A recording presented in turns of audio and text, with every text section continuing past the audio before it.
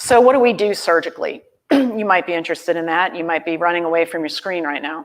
We do ulcer debridements and we do wound management, just like a wound care clinic if necessary. But our goal is to get rid of the wound and let you quit coming to a doctor, except for those follow-up visits we talked about. But we don't want you coming to see us every 3 days or every week just to have your wound debrided. We want you to get better. Diabetic wound care is one of our specialties. Like I said, Dr. Lindo will actually come to your home if you're Medicare and you have a diabetic foot wound. Limb salvage, Charcot reconstructions, that's my specialty. So I do everything in my power to keep you from having an amputation. And then surgery just to offload and change the shape and balance of the foot to get those pressure points gone. And that is really the key to letting a diabetic foot wound heal, but also making sure you have blood flow. And we work very closely with some excellent vascular surgeons to make sure that microcirculation is opened up. So is amputation always necessary? Well, you would think so based on what you read and how you hear other doctors talk, but it's not true. Here's a person that I took care of, and on that, you see this diabetic wound next to the pinky toe. Well, a lot of doctors would normally just amputate the fifth toe and get rid of that side of the foot, right? Well, what we did was a minimally invasive bone cut to lift the bone up, and then we did this advanced tissue transfer you see on the bottom and covered the diabetic foot wound, and it healed really within 2 weeks. And this gentleman's walking around now in just a basic pair of diabetic shoes, where he had been in wound care for about 1.5 years before this. So if you think these problems through and apply all the technology we have available in 2020 in America, you can actually get things to heal, and you don't have to amputate. So amputation to me is a last resort if it's really, there's literally nothing left to do. Some complications can lead to emergency surgery or amputations. We'll say an infection of the bone that fails normal treatment. But know this, even if you have a bone infection, that is treatable. That does not necessarily mean you have to have an amputation. Abscesses, big pus pockets inside your legs or feet, also treatable. You just surgically drain it and then you go on from there, not necessarily a real reason to have an amputation. A Charcot foot or a neuroarthropathy foot that fails all other treatment. These are the deformed foots with an upside down arch that bend outwards, that don't fit any shoe because all shoes are designed to go like this. Those feet are the ones that get really bad ulcers because of the pressure points. We can actually rebalance those feet to take those pressure points away and get you in a diabetic shoe that will fit you. But remember, limb salvage takes time, it takes effort, it takes innovative thinking, and it takes a lot of care. Amputations are faster. I'm not saying that's why they're all done, but a good limb salvage program is you have to be very thoughtful, and we like to think of ourselves as experts in this.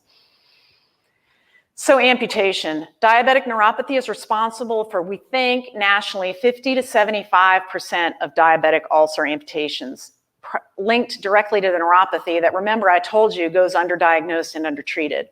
So really, we could be doing a better job as a medical community of picking this up earlier and preventing these sores from ever happening in the first place, which of course then prevents an amputation.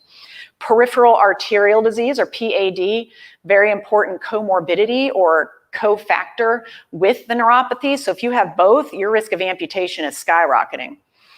But also remember, if you have an amputation, your death risk goes up. So it's very important to try to avoid these procedures. There were 73,000 amputations done in the United States in 2010. There's been more recently. In a 2008 study, we realized from Medicare data nationally that there are certain pockets in our country that have higher amputation rates for any given ulcer or any given diabetic, and that's sad. More likely to have an amputation if you live here than if you live in California, if you live here than if you live in Delaware. Arkansas, Louisiana, certain pockets of Texas down by the border, Oklahoma, Mississippi have the highest amputation rates. Louisiana has really one of the highest in the country. We have 7 to 8 per 100 patients that present with these problems versus a 4.5 per 100 average, and then the good states are running at 2.4 to 3.5. So we're almost 4 times more than other states in terms of amputation rates. And to me, that's sad. And that's one of my missions in life, is to try to make this community up to par, if you will, with the rest of the country in terms of that. And limb salvage and good, excellent diabetic foot care is part of that model. Here's a picture to show you that. The bottom right and the top right, the red zones are the high amputation rate zones. And then the rest of the country, you can see how we line up. And, you know, if I could get us even to the green, I'd be thrilled. But my real goal is to get us to the blue in the top of the picture. So you just have to care. Here's another person I took care of. So you can see she presented to me, that's her foot hanging from a dislocated broken ankle that had been infected before. And she was just left like that for 2 years. She was doomed to life in a wheelchair and didn't need to be. So we took her and put in a carbon fiber nail like this and fused her. And now she's walking around, losing weight, starting to live her life again and be happy. And before she had just been left and told her only option was an amputation. Well, I wasn't raised that way. So I did everything I could to help this lady. And I think she's going to have a much better golden years, if you will. And I'm just thankful we have such technology to apply. Here's another thing we do. This is a technique, believe it or not, that was developed in Russia in the 60s. This is called an Ilizarov, or a ring fixation device. And this device, although it looks Frankenstein-like, is almost like magic for diabetics that are facing amputation. You can treat an infected bone to completion and save a leg with this device, and you can walk in this device. That's why it's so awesome for people.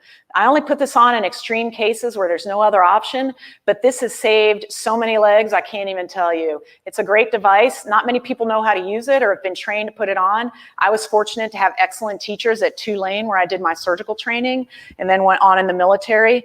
So I have been trained in this technique, but these are the things we do for you, Dr. Lindo and I. We will go to massive extremes to try to make sure that our diabetic patients have the best care possible.